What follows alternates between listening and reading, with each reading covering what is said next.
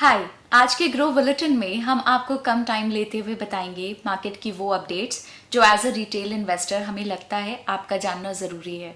यहाँ पर हम हमेशा की तरह आपको वीक के टॉप गेनर्स और लूजर्स और फिर वीक की 3 इम्पॉर्टेंट न्यूज़ आइटम्स बताएंगे। तो चलिए स्टार्ट करते हैं।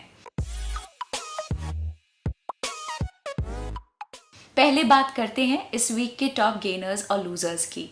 इस वीक के कैटेगरी वाइज टॉप गेनर्स में थे Adani total gas limited, Fortis health care limited और वीएसटी टिलर्स ट्रैक्टर्स लिमिटेड, जिसने सिर्फ एक वीक के अंदर 39.63% तक का प्राइस गेन किया। लूजर्स में से थे औरोबिंदो फार्मा लिमिटेड, रतन इंडिया एंटरप्राइजेस लिमिटेड और Ujjivan small finance bank limited. Small cap, mid cap और लार्ज कैप तीनों ही कैटेगरीज के टॉप वीकली गेनर्स और लूजर्स आप अपने स्क्रीन पे देख सकते हैं। चलिए अब बात करते हैं इस वीक के 3 इंपॉर्टेंट न्यूज़ आइटम्स के बारे में। पहली न्यूज़ है रिसेंटली लिस्टेड आईपीओस के एक्सेप्शनल परफॉर्मेंस से रिलेटेड।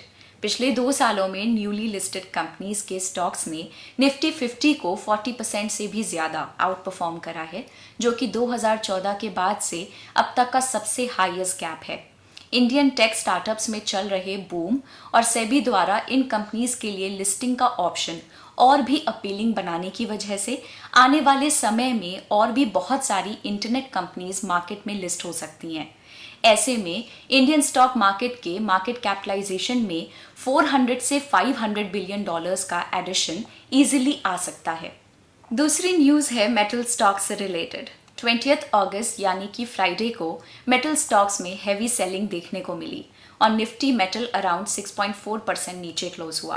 टाटा स्टील का शेयर प्राइस 8.85%, जेएसडब्ल्यू स्टील का शेयर प्राइस 7.19%, एनएमडीसी का शेयर प्राइस 9.94% और स्टील अथॉरिटी ऑफ इंडिया का शेयर प्राइस 8.68% नीचे गिरा। चाइनीज स्टील इंडस्ट्री ने अपने आउटपुट्स को सब्सटैंशियली कम करने का प्लेज लिया है ताकि वो अपने कार्बन एमिशन नॉर्म्स को मीट कर सकें। इसके चलते आयरन ओर प्राइजेस अपने 3 मंथ लो पे पहुंच गए। एनालिस्ट का मानना है कि आयरन ओर प्राइजेस मई से जून के पीरियड में पीक कर चुके हैं और अब साल के अंत तक आयरन ओर की प्राइजेस में गिरावट देखने को मिल सकती है। फ्यूचर में चाइनीज स्टील प्रोडक्शन में आने वाली गिरावट और वीक ग्लोबल ग्रोथ के चलते इन्वेस्टर्स मेटल और स्टील सेगमेंट को लेके काफी कंसर्न्ड हैं। तीसरी न्यूज़ है इंडियन ऑटोमोबाइल इंडस्ट्री से रिलेटेड। कोविड-19 की सेकेंड वेव और राइजिंग फ्यूल प्राइसेस के चलते ऑटोमोबाइल्स के डोमेस्टिक डिमांड में काफ़ी डिक्लाइन देखने को मिला। लास्ट क्वार्टर की बात करें तो पैसेंजर व्हीकल्स और 2 व्हीलर्स की वॉल्यूम्स में 30% और 45% रिस्पेक्टिवली गिरावट आई। अफ्रीकन और लैटिन अमेरिकन मार्केट्स में इम्प्रूव्ड सेंटिमेंट्स और रूरल डिमांड्स की वजह से स्ट्रॉन्ग एक्सपोर्ट्स देखने को मिले।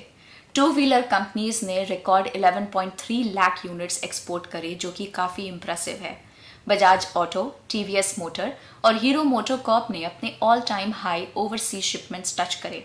अगर 2 व्हीलर्स के टोटल सेल्स वॉल्यूम्स में एक्सपोर्ट्स का शेयर देखा जाए तो वो क्वार्टर 4 ऑफ फाइनेंशियल ईयर 21 में 25% से बढ़कर क्वार्टर 1 ऑफ फाइनेंशियल ईयर 22 में 47% पर रिकॉर्ड हुआ।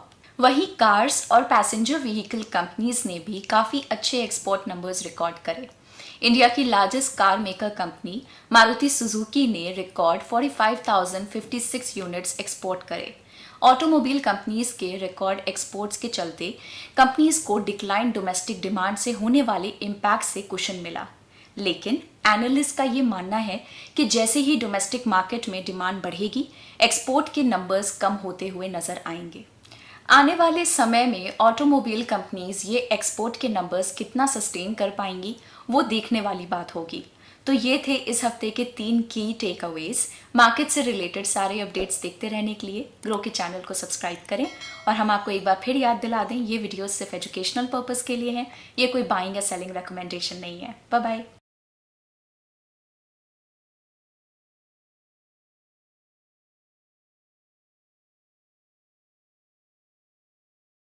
Investment in securities market are subject to market risks. Read all the related documents carefully before investing. Please read the risk disclosure documents carefully before investing in equity shares, derivatives, mutual fund, and or other instruments traded on the stock exchanges.